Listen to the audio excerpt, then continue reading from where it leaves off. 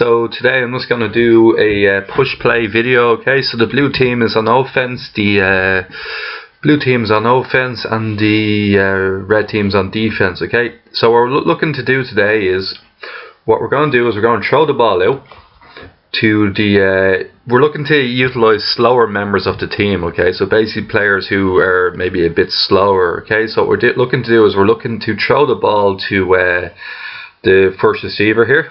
The first receiver is then going to make a run, and their run is going to be arcing in between. So you're going to run straight, fix this marker here, and then you're going to arc back inside.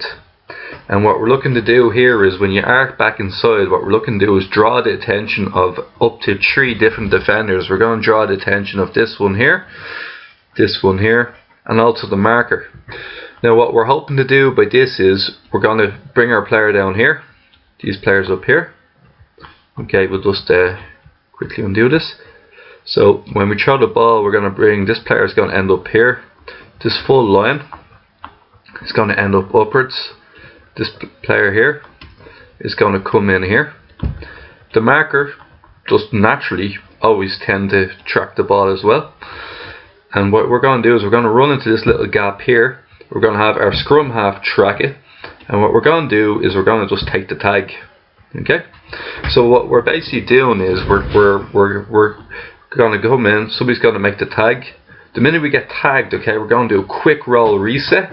Now what this basically does in effect is, we're basically resetting our line. And at the moment you'll see that because we've attracted so many people in this region here, what we're going to do is there's going to be lots of space on the outside for other players to go into. So that's basically what we're looking to do. Okay, so we can refer to this as a monster ball or whatever, but what we're basically looking to do is have our players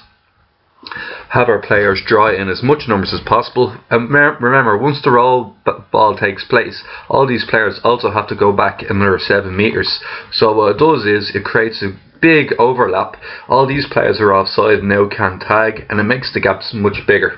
Very useful play. Okay, now the thing is, when you're taking your tags is you got to remember 2 things not to do when you're taking tags. Okay, so what often happened in the past is that basically when this is done wrong, what usually happens is the player comes in to get usually take the tag.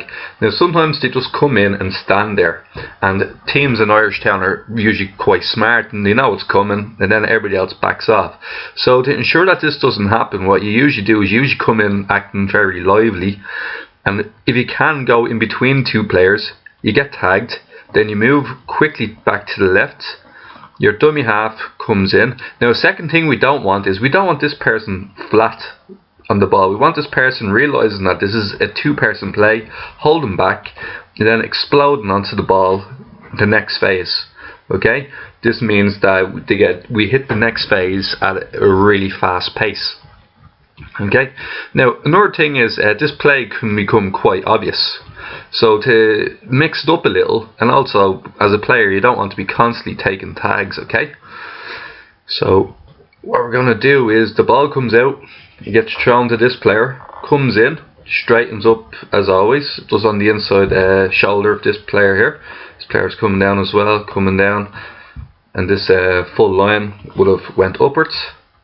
Okay, now once again what we're doing here is, we would have been this player coming in to mark. Now what we can also do is, to make it not obvious, what we can do is, when this player goes behind, if they think it's stopping, okay, and they're saying we're not buying this, just pop the pass onto the dummy half, or the person who wants to be dummy half. They can continue to run.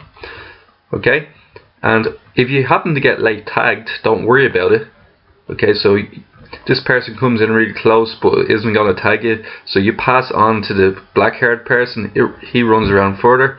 Okay, and what you do instantly then, regardless if you're tagged or not, you come around to receive the next tag when the person gets tagged. And once again, you've drawn in your numbers more or less. And what we're looking to do next is, this player here who is not active until the next play, you got to see where the gap is coming from. So you can either choose to go down this route, or in this case ideal route would be around the back. So you can come around the back for the next play, and there you go. You got your numbers now spread out, and you got a lot of room to run into. This is an ideal play to use, especially against a fixed defense. Just basically the equivalent of a prop drawn in lots of players in real rugby. Okay, that's it.